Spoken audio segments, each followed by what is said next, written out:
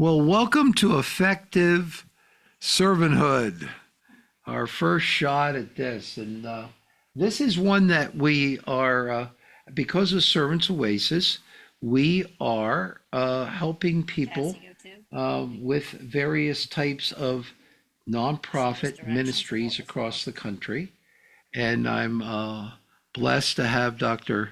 Kimberly Ernest with us. And we have spoken a couple weeks ago at Phoenix to Citygate in a number of different ministries there on a number of issues. Dr. Ernest, introduce yourself and we'll kind of start this out and see how many people join us today.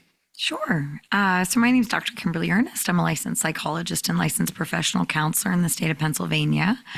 I think I've been joining at Citygate for about 5 years now. I don't know. I don't think I did it much before that season. I've worked predominantly area of drug and alcohol or problematic sexual behaviors for about 22 years, on and off. Okay, so we have Brent here with us today. And Brent, is there anything you want to, thanks for joining us. I do know a Brent H in my life, so I don't know if you're the Brent H or not that I've talked to from before. So feel free to join us if you have any kind of questions, and we'll just talk for a little bit. We also have, there's Brent. Oh, he's muted. Yes, you're muted, Brent. Is there anything you want to say or that you came to be a part of today that can start us off? No, Roy, I just came to check it out, see what you guys were talking about, see what kind of advice for somebody wanting to get a small group meeting started might be looking at doing or something like that. All right.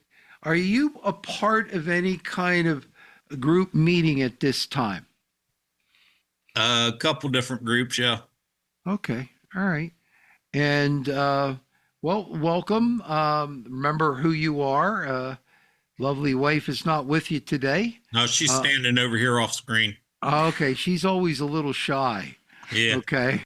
So, been missing you on Wednesdays, but I know Wednesday nights you can't come as much because of other engagements. So you're glad to have you be a part of this.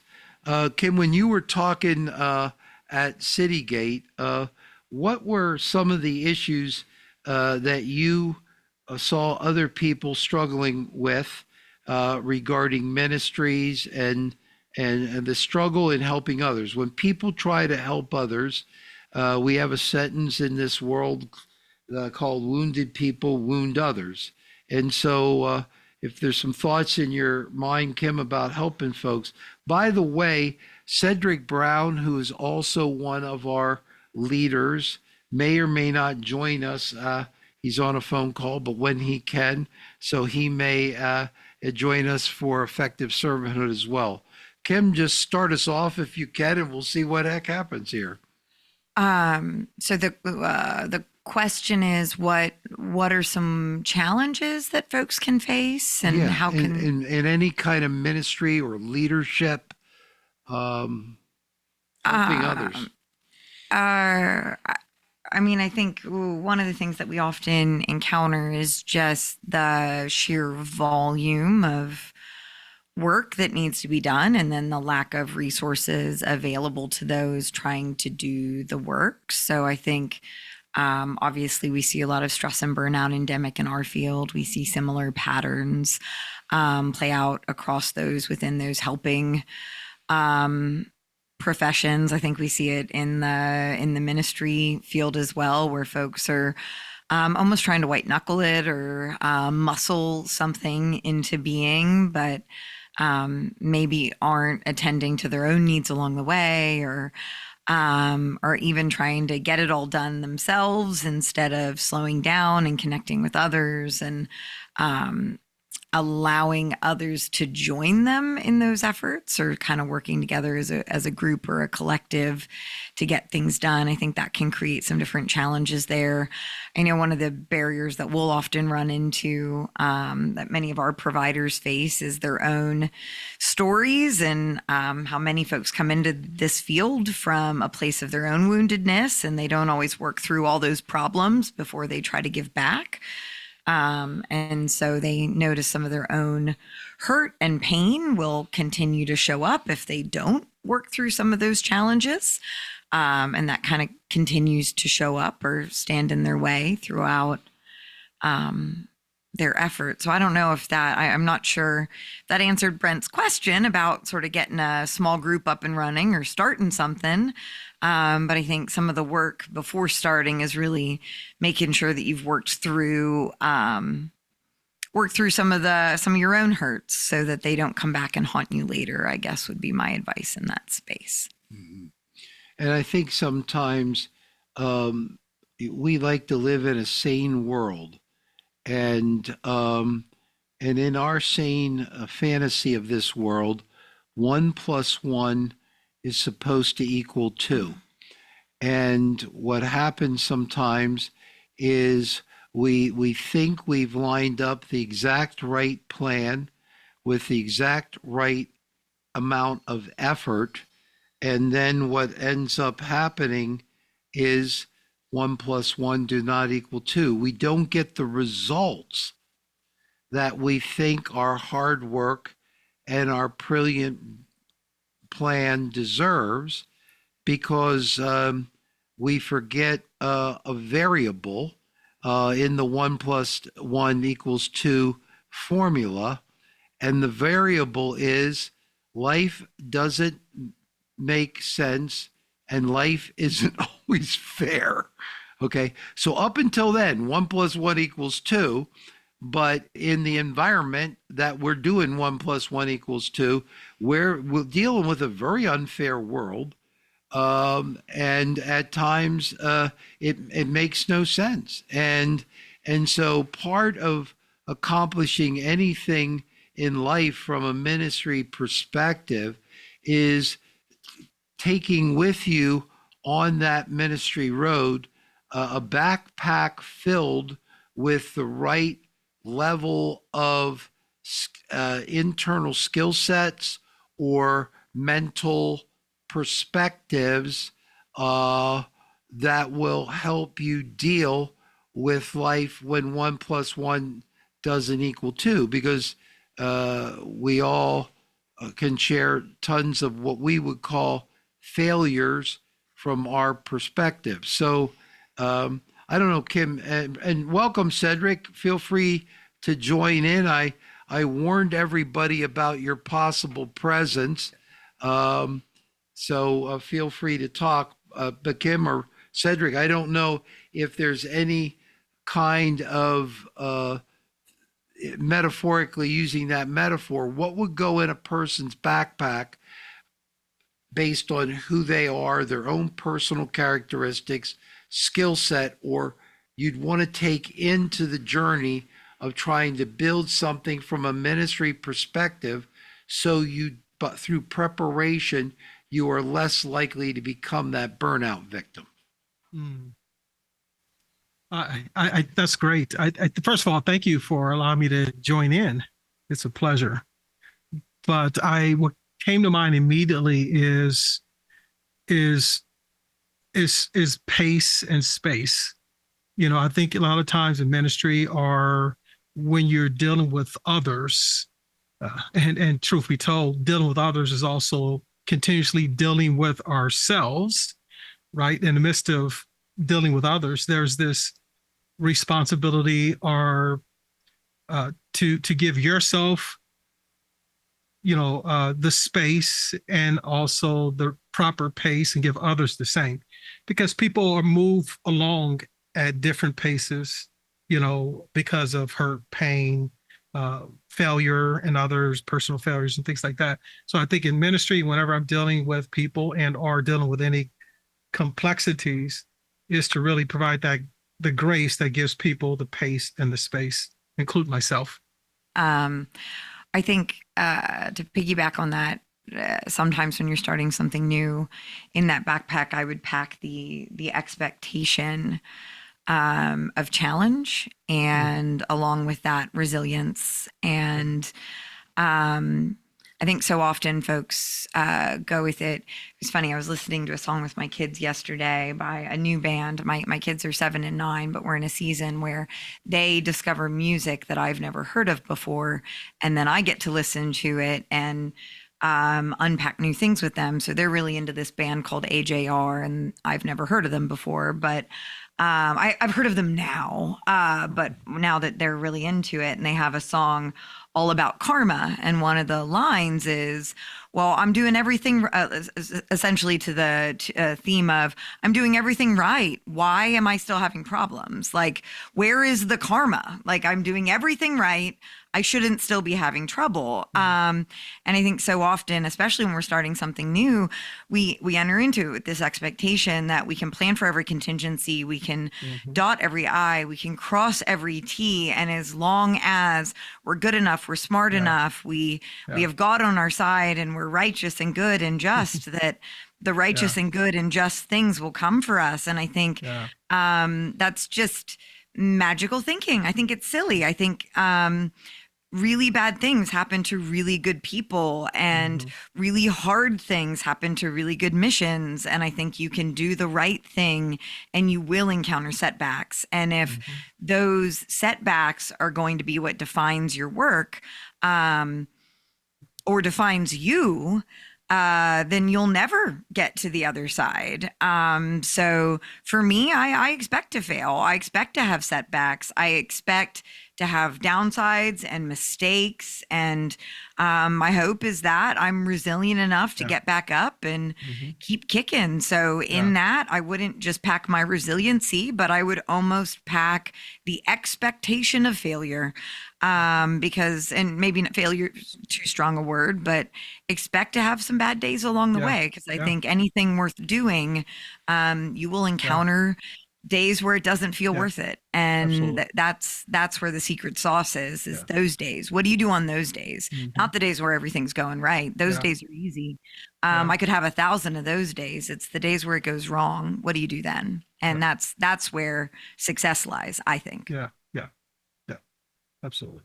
You know, we live in a fallen world, right? And by his grace, you know, we're sinners saved by his grace, right? But yet it doesn't remove us from a fallen, broken, dark, you know, sinful world that comes along with those things that you described, Kimberly. And I think part of it all is understanding that what comes along with any part of life is you will have trials. You will have suffering. It's just a part of life. And really it's also to our benefit, and also as Paul eloquently reminds us, is that, you know, when we have those thorns, right? And it's beautiful how God in his sovereign wisdom didn't describe the thorn, you know, because the thorn could be a person, it could be physical disability, it could be a season, it could be a day, and I believe God in his sovereignty didn't specify what that thorn was in the Apostle Paul's life, because we will live life with thorns. And that's a part of it, and it's essential so that we will, just as Paul stated, that his grace, you know, will be sufficient, you know, and it will somehow disclose our weaknesses. You know, these seasons, these circumstances in life has the innate ability to disclose personal weaknesses, personal you know, areas that God must continue to grow us and mature us, you know, which is beautiful. And to me, it's the great equalizer. You know, it's a great equalizer that we're able to respect each other. Again, provide that space and that pace for God to deal with someone in His timing and provide the space for God to do what He does best in all of our lives. It was listening to both of you. I like the conversation. It felt like to me, um, we have a sense of goodness about who we are, the right motivations, and so we have really good intentions that gets us to go on this trip into ministry for very, very good reasons. And yet we expect those good intentions to lead necessarily to good results. Okay. And sometimes so in other words, it almost feels like our proactive good intentions make us more miserable, because with that becomes an expectation that everything ends up happily ever after. And I think that our good intentions do not necessarily make the omnipotent God we serve do exactly what we want, uh, based on our good intentions. And so life is going to occur according to a divine plan outside outside of our intentions. And part of our learning to surrender to the divine will over our own is being able to continue to have those good intentions, continue to be us in what we want to do, which is I want to help others, I want to serve God, all positive motivations, and yet at the same time come to terms with the fact that God is not a slot machine. Okay. And when you put the coin in, you don't get triple cherries across each time. And suddenly the big sevens, I think, and then woo, the bells ring and everything you cash out because everything worked. Uh, Good intentions are healthy. It's nice that we want to love others. Jesus affirms that, but that does not necessarily lead to the results that we want. So I like, Kim, what you put in the backpack, because basically you put in a mental a mental contradiction that says if you start to go down the road with a good intention equals a good result, uh, put failure right there, potential failure right in the middle there. And if you're willing to accept that, now you can accept God's will without the Jonah attitude, who's ticked off, and some of the other Old Testament heroes that the fairy tale didn't end the way they had hoped. Any other thoughts on what could go into that backpack? And I'm not sure, Brent, feel free to join us, but I'm also not sure. We had a bigger audience that was coming that didn't show up. So we're going to continue this for a while, but I'm not sure it will go on for the whole time. I mean, I think there's also always the expectation. I think it's always pretty to think that others will treat you the way that you've treated them. And I think it's always really important to treat others well and to treat other people with predictability and consistency. I think it's important, like in starting out any new relationship or set of relationships, is to define the parameters of those relationships sort of at the onset. So I would say that would be like a very practical piece of advice that I would give. There are times where I've been really frustrated with folks in starting like new ventures in different places where I felt like I've almost overcompensated or like over caretaked folks and like in something new. Because it's new. So I want everyone to succeed because it's new. So I'm trying to get it off the ground, trying to get it up and running. So I don't want to lose anyone along the way. But now that we're up and running, sometimes folks really struggle to be successful in that space. And then what sometimes I've come to discover is that those that I've been most charitable to along the way have very little charity to show to me or to others once we arrive at a place where it's like, all right, well, like, but you don't remember like all those times that I had your back? Like, do you have mine now? No, nothing. And so, truthfully, I walked into this space running a little late because I was trying to clean up a big mess. And as I was reflecting on my big mess, as I'm always one to do, my first question I always ask myself is, what part of this big mess is my mistake? And I would say the big part of this mess that's my mistake is that I had clearly defined the relationship. And despite doing that, I still overfunction to try to help some folks be successful that maybe otherwise wouldn't. And now I'm suffering a little bit because of it. So I would say that there are moments where figure out what your boundaries are and hold true to those boundaries. And I think that's another thing that sometimes in the helping professions, we sometimes find ourselves in trouble, that helpers want to help and helpers want to help, and they give it all and they give it all and they give it all. But in giving it all, they also maybe give pieces that they shouldn't have given, or pick up some resentments along the way, or, man, I helped you out, but you're not going to help me out now. And so I think sometimes clarity and boundaries, I mean, they're pretty words, but they're so hard to do. Yeah. So I'd put some boundaries and role clarification in that backpack if I was starting a new group. And I promise you, I will practice what I preach moving forward, because I've got some projects to do moving forward as well. So, Brent, I'm not just giving that advice, but I promise to take my own, because I am currently taking my own medicine. So I think that sometimes that's part of the struggle as well there. If I may, Roy, the only thing that I would say about failure added to my backpack is, if you never quit, you never fail. So, I'm a guy who started out from a $25,000 a year income, who now owns over $1 million in real estate. I've got multiple rental properties and I'm self-employed. And if I'd have quit, I wouldn't be where I'm at right now. So resilience is definitely in my backpack, because there's been many a time that I've been knocked down, dealing with tenants. It's can be life altering.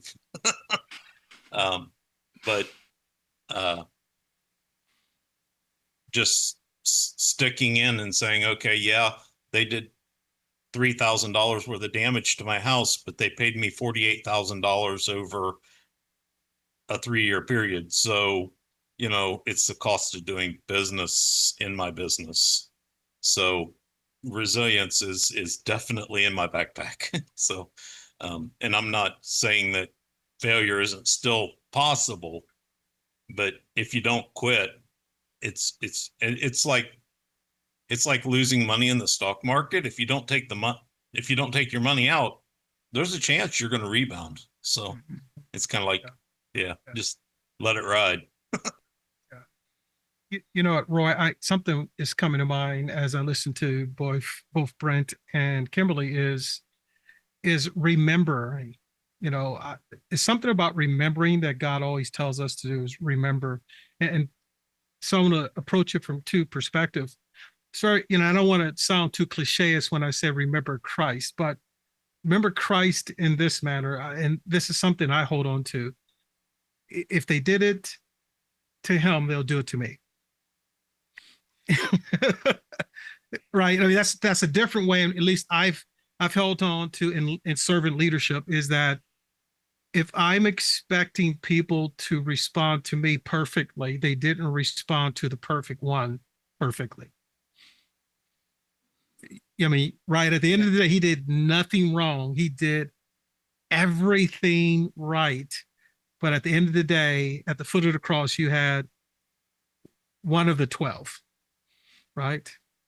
And I think that's important to remember. But I think also what's important to remember is to remember, how did you resiliently navigate it in the past? How did you work through it in the past. And sometimes those markers are essential to be able to look back on so you can look forward to. A lot of times we forget those nuggets of learning and experiences that I believe God so graciously gives us. And I don't know about you, I learn probably better when I feel pain or I feel failure. And I think many times I look back and say, I don't want to experience that anymore. So how do I conduct myself today? Or I see how I navigated that painful experience in the past or frustrating situation in the past so that I can have the courage and even the collective wisdom to be able to navigate it in the future or in the present. Kim, any response to that? Or I can too, but go ahead. No, I think made me chuckle. I thought it was beautifully said. I think so often we assume good intent, or we treat others the way we expect to be treated, or we hope to be treated. And there's so often I don't know. I often think back to the days of like with a handshake, and that's just how people made decisions or commitments to one another. And I think that must have been a really nice era in business. But now I want like a paper trail, and I want it all like simply because it's such a different, unique. I don't know. It's just such a different and unique time. So. Um, and I think especially when you're navigating something like ministry and trying to start even a new small group or trying to gather together a group of people, I think sometimes it's just been remarkable to me the number of times individuals that have the same goal and yet have the ability to work at cross purposes. I don't think I'm articulating that quite as well as I was hoping to, but they want to get to the same location, but they're just unable to work together to get there.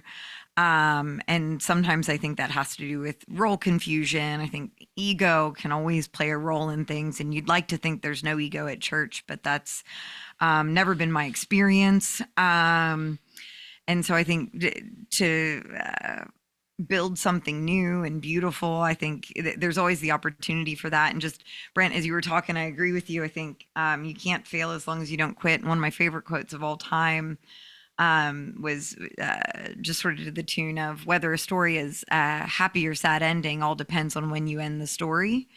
And that's always just been a very impactful quote for me, because as long as you keep going, just one foot in front of the other, and sometimes it feels so big, and then you just slice it thinner. Like maybe it's just like, all right, well, today I'm going to get up, and you said you do real estate, and sometimes your tenants don't leave things the nicest, right? And today I'm just going to go take an inventory about what must be done tomorrow, right? Like I'm not even going to try to fix any of it. I'm just going to write a list, and maybe that's the thinnest, smallest little next right step, but sometimes it's just about those manageable next right steps, and one foot in front of the other. And I think at times they're really little steps, but if you just keep slogging forward, eventually you can find yourself in a different spot.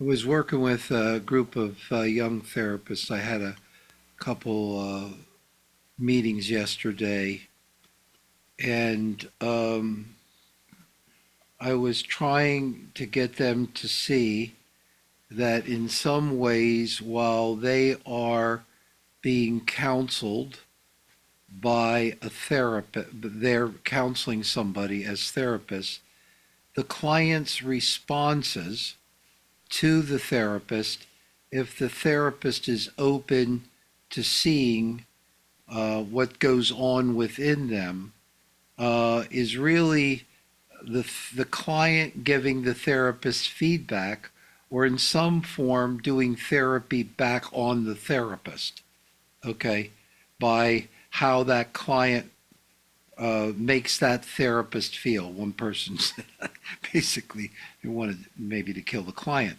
and in a moment of honesty. And the idea was the fact that they're able to say what's going on within them while that person is lighting up. And then what does that say about me? And so to me, in the backpack you probably need,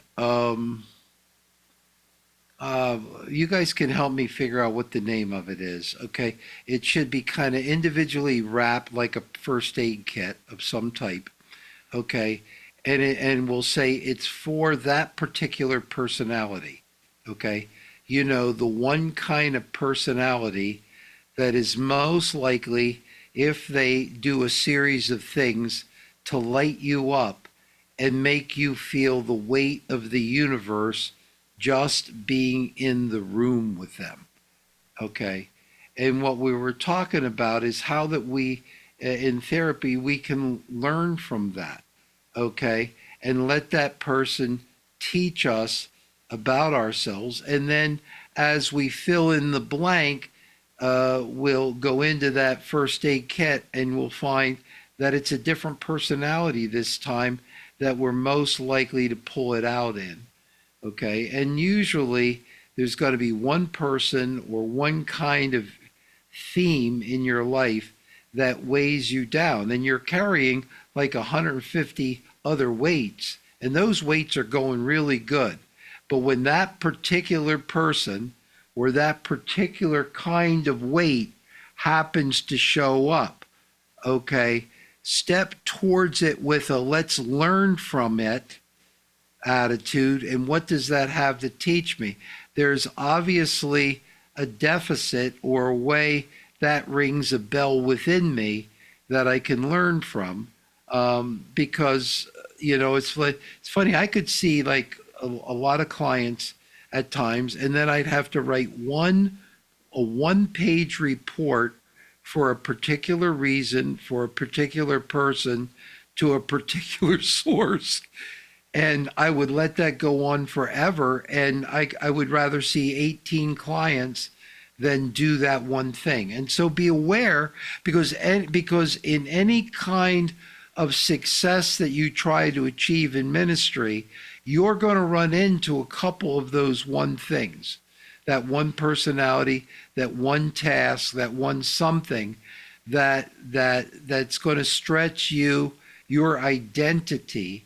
And instead of running from it, instead of getting mad at yourself and feeling shame, take a learning attitude toward it and see if you can get through it that way. I think it's also beneficial for anybody who's in leadership to have a recognition of what that thing is. Like know your soft spots, know. The term trigger gets kind of a funny word in 2025, so I don't mean it in the commonplace terminology, but like know the stuff that when it brushes up against you, it kind of it lands harder than it otherwise would. Know the personality types that you're most sensitive to or evokes the greatest reactivity within you. Like there's certain types of personalities that, I mean, if somebody comes in and starts screaming at me like that, I've done forensic work. I've worked inside prisons and institutions for most of my career. I've been yelled at and had guys, I've not met Cedric in person, but I hear he used to play football. And so I assume he's on the bigger side of humans, right? I once saw, what was his name? He was one of the old Dallas Cowboys linebackers. What was the big? Where? No, DeMarcus Ware was the big. I once saw him at an Apple store in Dallas, one of the biggest humans I've ever seen in real life. It was unbelievable. So I'm not a big human in real life, but some big guys like get in my face, and that doesn't bother me much. But I'll tell you what I hate, what really gets me is victimhood. I do not like when someone is just this whiny, puny little victim. I'd rather you scream in my face than be a victimer. That just taps something in me that I just don't have a tolerance in my heart for. And so I know that about me. And so I know that if you come at me with a victim mindset, I need to take an extra breath. I know that I need to attend to maybe I need to not respond to that email right away. Maybe I need to schedule that meeting in the morning. versus at the end of the day when my resources are depleted. So like know your type and know what's going to evoke something in you and plan accordingly. And so often I've worked with therapists and they're like, this client drives me bananas. And I schedule them as my last client of the day when I'm hungry and tired and want to go home. And it's like, well, that sounds like a terrible strategy. Can we move that around a little bit? Because probably when you have zero resources left in your tank is not the time to see the client that is most challenging to you. So I think that involves a certain level of self-reflection and then some intentionality with when you tackle that particular set of problems. But we all have certain like bugaboos and personality types and individuals that kind of just their stuff brushes up against our stuff in a way that just doesn't. Just somehow it's oil and water, right? It just doesn't land well. So if we can figure out what that is for us and then plan accordingly when we have our greatest level of resource, not avoid it. In leadership, we don't have that option. I wish I could. I wish I could just say like, hey, sorry, I just don't deal with people like you. But that's not one of the choices. If it was, I'd take it. But instead we say, hey, I'm going to be strategic and when I tackle this, because I don't want to be reactive and I want to navigate this well, because as somebody in a leadership position, it's my responsibility to do so. So that's so great. But can I pose a question? Yeah. So what do we say to those in the body of Christ that says, well, but Kimberly, that is so, that's not godly. That's not Jesus, that's not. Then God grant me the serenity. Then grant me the serenity right now. I think he gave me wisdom and a degree. And I mean, I've been given these tools and resources to figure out, to know myself. Yeah. So I agree with you. Let me tell you, let me give you a personal example in ministry as a pastor, right? So I become a pastor and I'm thinking, okay, I have to shepherd everyone, and which I do. And I have to counsel everyone, which I try. Yeah. But I come to realize that the kind of person I am, the way I'm wired is, didn't we talk about this? Don't you supposed to respond to what we talked about?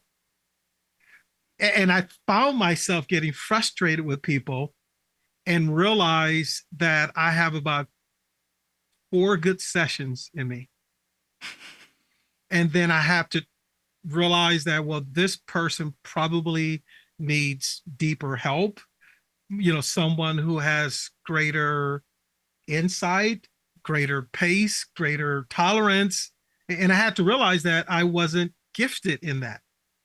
And that was okay. And there wasn't something wrong with me as a pastor because I wasn't a gifted long-term counselor. Yeah. Right. My counseling is discernment, hearing what God says, taking the scriptures, applying it to your situation, giving you action items.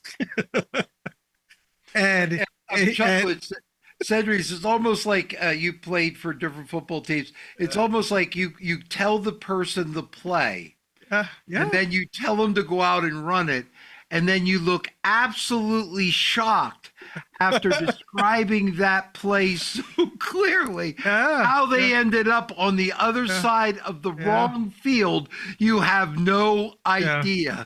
Now again, over time, by God's grace and his tempering me, right, I have learned to know how to navigate that with greater grace and, and tenderness and mercy. Early on, it was more cut and dry.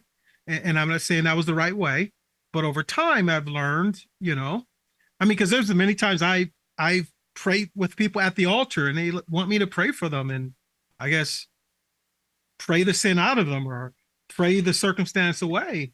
And as I hear them, many times my instruction is, well, probably you need to do this,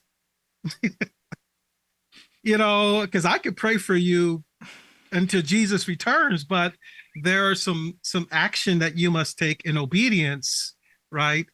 that probably will solve your problem.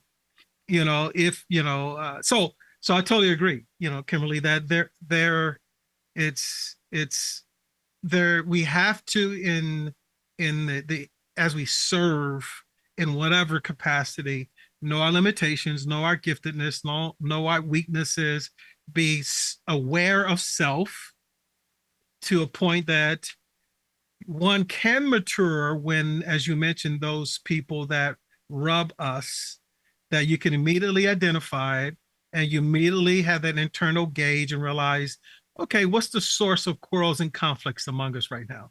Isn't that there's something waging war on inside of me, not them, that I need to harness, be disciplined, not be overreactive, even sometimes communicate my way through it. Because I know with me, my sinful human nature will be to shut down, shut out. I don't have to deal with you. And that's how I navigate it. But God had to teach me, even when I get the rub, how do I still gracefully communicate, be present, love, serve, and continue to, grow by his grace. Yeah. No, I love that. And I love when it's a me problem. Mm-hmm. Like when I am the individual bringing the challenge into the relationship, that is my preferred pattern of relating, because then I have some semblance of control over what happens next. I get to look at me, I get to learn and grow from that. And truthfully, that's one of my favorite places to be. And then there are also times when it's not a me problem. And no matter what I do, and I think in leadership, that's where our challenge is, I used it flippantly as a joke, but it does fall down to that serenity prayer. Like, what must I accept, and where do I need the serenity to accept? Where do I need the courage to change? And please give me the wisdom. And there are times where I'm being called to change, and that's where my work is. There's times where I need to set a boundary and accept it, and that's where the work is. Yeah. But regardless of where the work is, it must be done with like compassion and presence. Yeah. So maybe in that backpack is awareness, self-awareness, learning and growing in where are your weaknesses? Where are your deficiencies? What are those areas that someone will rub you? And it's just going to happen, but you have to get to a point that you're aware of it. You're not responding or reacting to it, but you're loving through it. There's a bit of self-control and discipline that is necessary. Being aware that, this is, God didn't give me that. And it's okay that he didn't give me that, which I think leads to another piece of servitude and leadership is, okay, if you didn't give it to me, who around me have you gifted with it that I can invite them in, right? Versus thinking that it's my responsibility, is my weight to carry alone, rather than realize that God has placed gifted people around me that I can provide platform and pathways into servitude that can help collectively serve God's people or anyone well. So Brent, are you ready to start the best group there ever was, or have we missed the boat here today?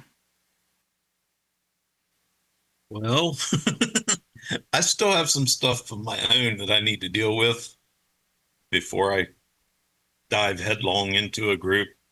But I may have met someone who may be willing to take the leadership on the group, and he just needs somebody to start the group and have the location for it. So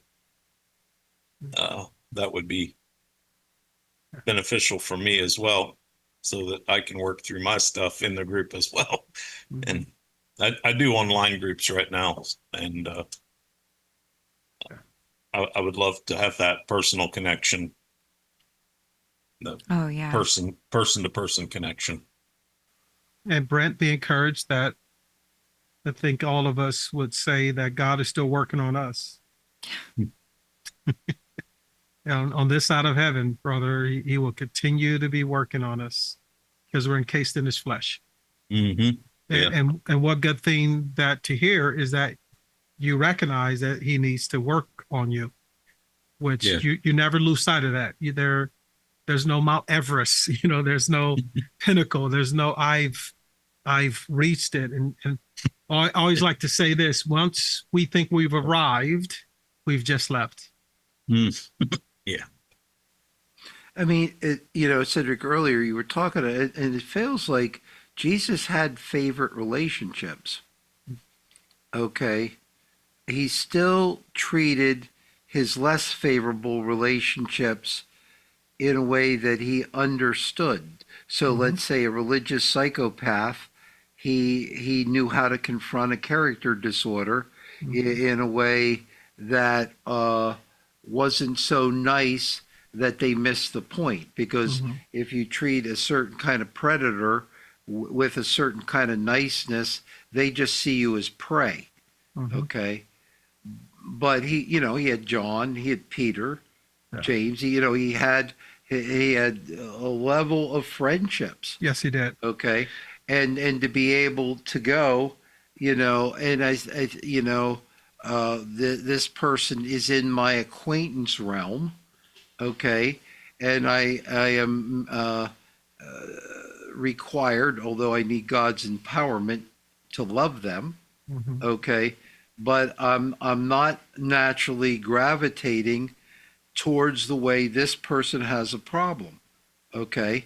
And they're not gravitating on fitting my problem in the right way. I mean, the bottom line is, and this is not 100% true, but the person that is the kryptonite that we need that thing for to deal with in our bag is our kryptonite. Has friends, goes to parties, has positive discussions, and people like them. Okay. And like Carl Jung would say, is everybody has a certain amount of evil or badness, including you. And any friend you have has a certain amount of evil and badness, and they're still your friend, and you put their evil and badness within perspective. And then you've got this other person, okay, who for some reason their evil or badness is harder to forgive, harder to overlook. Okay, it may be the nature of the subject, it may be the nature of how they do it, it may be the nature of how that relationship connection is made, but boy, they're your kryptonite. Okay, they're not going to be number one. They're not going to be if you are acting like Jesus, John. Okay, yeah. And so we have to be able to just come to terms with that and know that sometimes people will date, okay, and they'll date people, and then they'll say, well, I as a Christian have to date this person, and this has to lead to marriage, or something is wrong with my approach, which I frankly think is a disastrous perspective and strategy. Okay. The bottom line is we all know marriage has its challenges. Okay. Due to the imperfect us and the imperfect other that's involved in it. Well, now, if that is the case, we're already going to be challenged. Why don't we go into that long-term commitment with a few less challenges and a little less chemistry, because a little more chemistry, because we're going to have those challenges. Yeah. Okay. And we don't have to say we're as compatible to everybody. And that's not us being non-Christ-like when we take ownership of that. I mean, Jesus spoke in parables. Why? Because he evaluated it and he saw, he was silent. Why? he walked by them when they were going to had evil agenda intent. So he demonstrated that he could read people's agenda and figure out how likelihood that agenda was going to naturally match with his, which happened to be completely matched to his heavenly Father, and then he dealt with it accordingly. Yeah. So Yeah, when you look at Jesus as the perfect model, right? He said, for the joy set before him, right, he endured the cross, despised shame. So all of that is relational. The cross, the shame, right? He endured it for the joy set before him, which is his ultimate gospel, as the gospel message, that he redeemed us, right, through his death, burial, and resurrection. He purchased us, he owns us, and he imparted his Holy Spirit within us. So you have this wonderful gospel message that started with, his death and the persecution and the rejection and all these relational conflicts, to ultimately endure it for relational reconciliation and healing and transformation, which to me, that's kind of our narrative as well here on this earth, right? But again, going back to how he kind of navigated some of these relationships, always when I talk to any leader, who gets frustrated with his people, I just draw several circles. One is this outer circle of the 70, right? Then you have the 12, and then you have Peter, James, and John. And even if you want to go to the smaller circle, you have John, who was at the foot of the cross, right? And I said, in our lives and as we serving God's people, you're going to have people who are fit to 70. All they want is bread and fish. They just want what they can get from you. They just come around and they just want to be fed, clothed, whatever. Then you have the 12 that you're a little more intimate with, right? But then you have the 12 minus 1 plus 1, right? Then you have Peter, James, and John. Again, John at the foot of the cross. And you look at all of his encounters with all of them. It was varied. I mean, and I think it's so much to learn, which can't go into all of it today. But one relationship, which in particular that was very transformative in my life, was Judas. And the reason why was because I was in early ministry that we planted our church. And so in planting the church, you're just hoping God sends laborers. If they breathe, okay, God, they could be used, And so it was Vietnam, and they were a sergeant within a day, right? Yeah, and it's like, okay, God, we need help, right? And you always get to the point now, okay, so who's going to count the money? Who's going to manage the money? So I was conflicted. I was like, okay, God, who can I trust with your money? It was so holy, so sacred, good intentions. And I'm praying and wrestling, and God just spoke to my heart clearly and said, Cedric, well, who was my treasurer?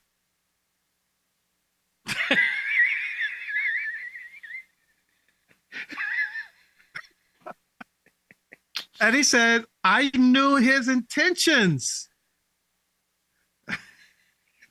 And I still gave him the money purse. So what's your problem? And the money doesn't even belong to you. What is your problem, Cedric? So what that has done with me, with God's people, is provided this measure of grace, not stupidity, right? Not a lack of wisdom and discernment, but it's a measure of grace to say, well, you know what?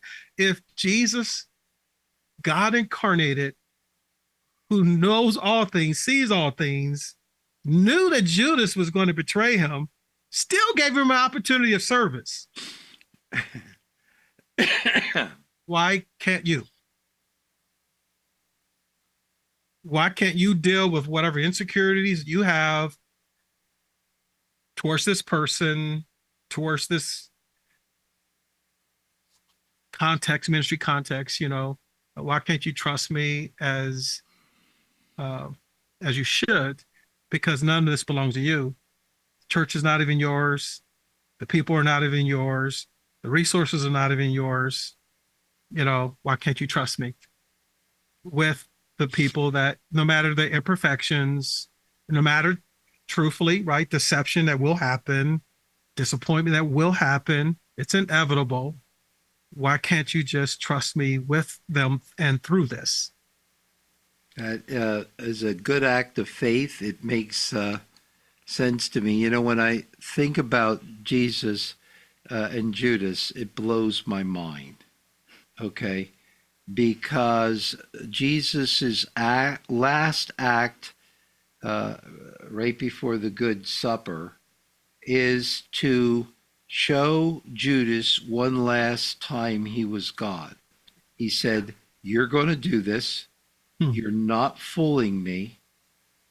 And I only as God could predict what you're about to do." Yeah. And which is the right way to handle an addict. Yes. Okay.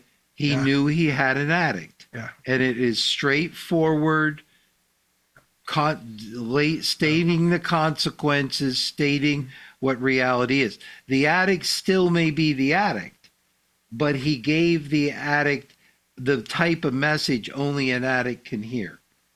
And I think that's what led to Judas's death. Okay, because I think after the fact, when Judas put that together, he saw my very last interaction before I'm about to shoot Jesus with a kiss. Okay, before that, Jesus says to me, "You're it. You didn't fool me. I'm going to show up for the kiss, and I'm ready." Yeah. And I think at that point, as many of us, there's so much shame and so much lack of belief. Instead of seeing God's last act of love and stepping towards God, he saw God's last act of love as the only last act of love he could believe could be possible, because that's how little Judas loved. Yeah. Yeah. So think about that. I mean, just how clear and poignant Jesus was in that moment of betrayal, no turning back, if you would. And that's just something to marvel, but then something to model. Right? It's so loving and gracious to be able to clearly communicate to someone what the Spirit of God and the Spirit of God alone could discern about a situation. They say, "Hey, bro, hey, sis, I just got to tell you this." Kind of going back to the rub, like you said, Kimberly, as you've gone through the journey of, okay, God, is it me? Is it, okay, it's not me. Prayer, fasting, whatever it takes, right, to discern, is it me or not? I've removed the plank from my eye so I can clearly see, things could become translucent. I can see behind the veil in this person's heart. Then I can speak with clarity, humility, power, authority, to be able to help that person if possible. Right? But sometimes it doesn't happen. Sometimes it does, meaning they respond to it positively. Sometimes it doesn't happen, but there is that responsibility if necessary to get to that point, because it could be that very last conversation to help solve it and restore it. I think it can also be the sting of the loss of the relationship or the redefinition of the relationship. Yeah. I think at times we underestimate,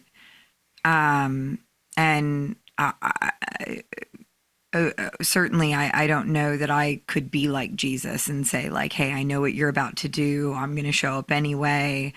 let's do the thing, right? I don't know if I would have shown up to dinner that I might have had a COVID, maybe. I don't know. I wouldn't have made it to dinner that night. But I think there's also a space there, especially when it's with individuals that have harmed you, or like Roy had mentioned, like somebody lost in the disease of addiction.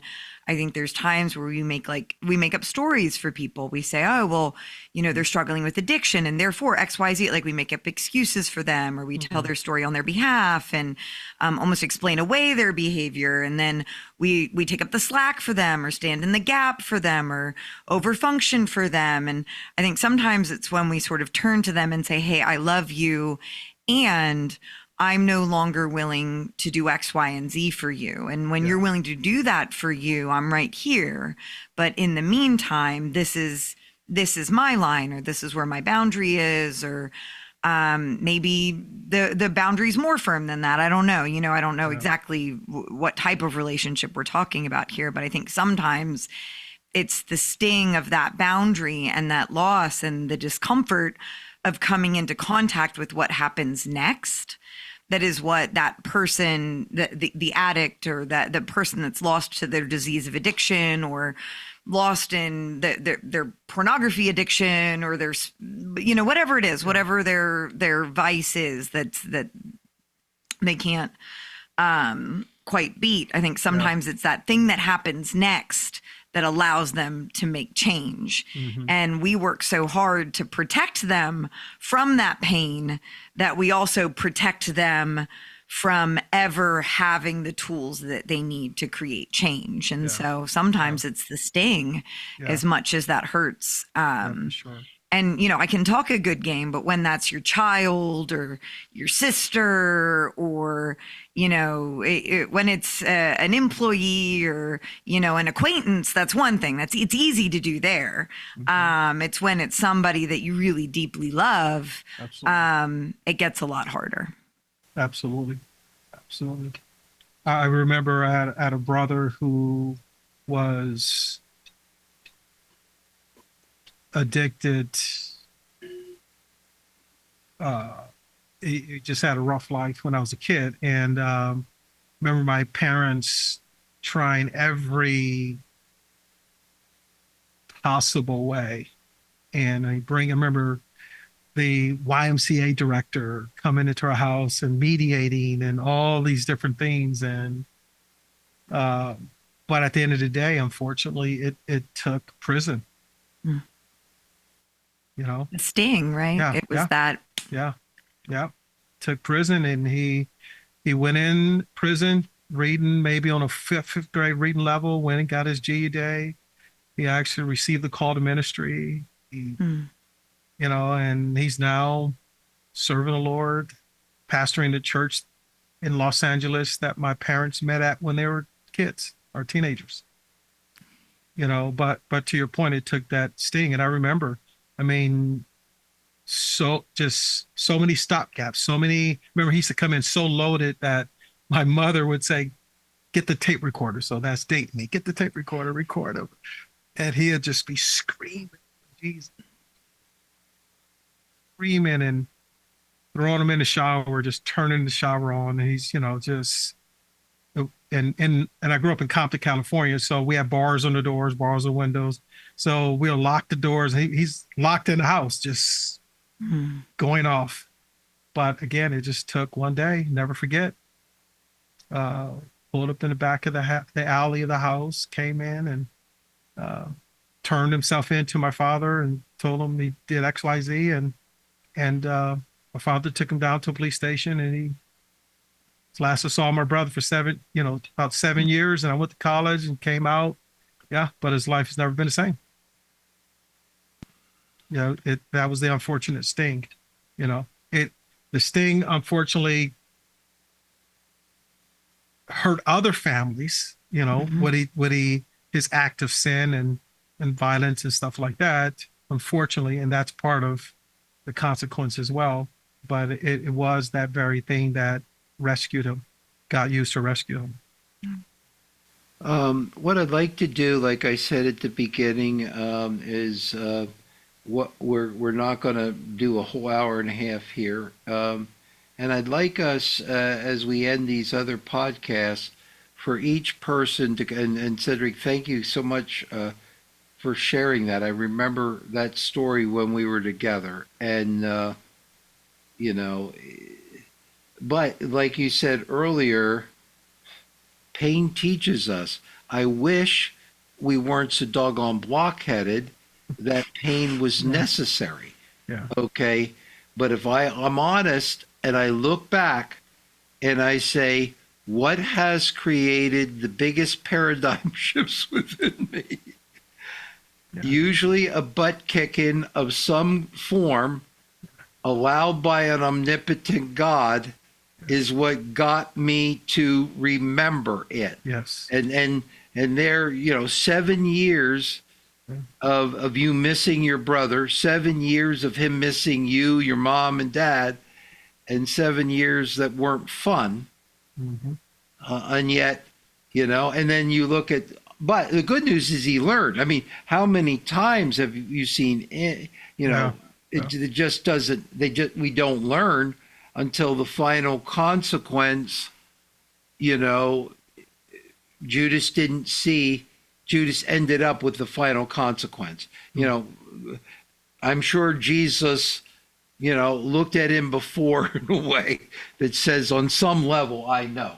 Not necessarily about the betrayal because it didn't happen yet, but about some other things. And yet, it was grace, grace, grace. And then eventually sometimes, not that God's grace runs out, but society's does. And then we end up with a self-inflicted wound beyond what can be handled. Let's, in ending, give everybody a chance to say something. We'll let you go, Brent, and if there's anything you want to say in summary, then Kim, then Cedric, I'll say something, and then we'll sign off on the Effective Servanthood podcast for today and create another time when we can do this. Brent, anything you want to say as we wrap up? I just appreciate you guys' time, being here, trying to provide help for somebody who is looking to try to get involved in serving others, and just trying to give advice and guidance. So I appreciate you guys giving your time. Thanks. Anything, Kim, that you want to say as we sign off, or in summary, or anything? Yeah, no, it was funny as you were talking. I think I was joking with my 7-year-old the other day because we always talk about how there's the easy way to learn something and there's the hard way to learn something. And my 7-year-old just prefers the hard way. He doesn't like the easy way to learn something. You can tell him he doesn't want that. He's not listening. He'll learn it the hard way every time. And that can be frustrating to us, but oftentimes I reflect back and that's my preferred learning style as well. So sometimes, you learn the hard way, but the good news is once you learn it, you learn it. And so I think a willingness to learn would be the last item I'd put in that backpack, regardless of your learning style. If you can learn the easy way, do it that way for sure. There's a lot less tears along the way, but if you're like me, if you're like my 7-year-old, we learn the hard way in this house. And so sometimes that's the way. Yeah. That's cool. Well, I would just end with, again, there's a reason why over and over and over again, God instructs the children of Israel to remember. And it's just something about remembering, as you mentioned, Kimberly. It may take you the hard way, right? But remember, don't forget that, right? It's something about just putting those stones into Jordan, and that He's helped you cross, that you just remember. And I just think it's so important not to forget, not to have selective amnesia, that you just forget selectively, but just remember what you've learned. Remember again, Christ's approach, and not merely in it, you can look at his 100% manhood approach. How he dealt with people is so wonderful to have as a roadmap of how we should serve well. Well said, both of you. Thanks, and Brent as well. In summary, the one thing I was thought about throughout is sometimes as a leader, you get yourself in trouble because what you chose to do was right. Okay, and then you think that right equals the result that you desire. Okay, and in meditating and writing a little about this in a devotional series called Parables coming up, I was reflecting on Jesus's conversation with Pilate prior to his death. And for the most part, Jesus didn't say much. Okay, and yet at a certain point, he says maybe a sentence or two. It's not much. Okay, but it's the sentence or two that allowed Pilate to make the transition to move to the Barabbas plan, which led to his death. And God the Father told him to say that sentence. If he would have stayed quiet, it would have made it harder from a legal perspective for the travesty of injustice to occur. And while he's talking, Pilate's talking, Christ is mostly quiet.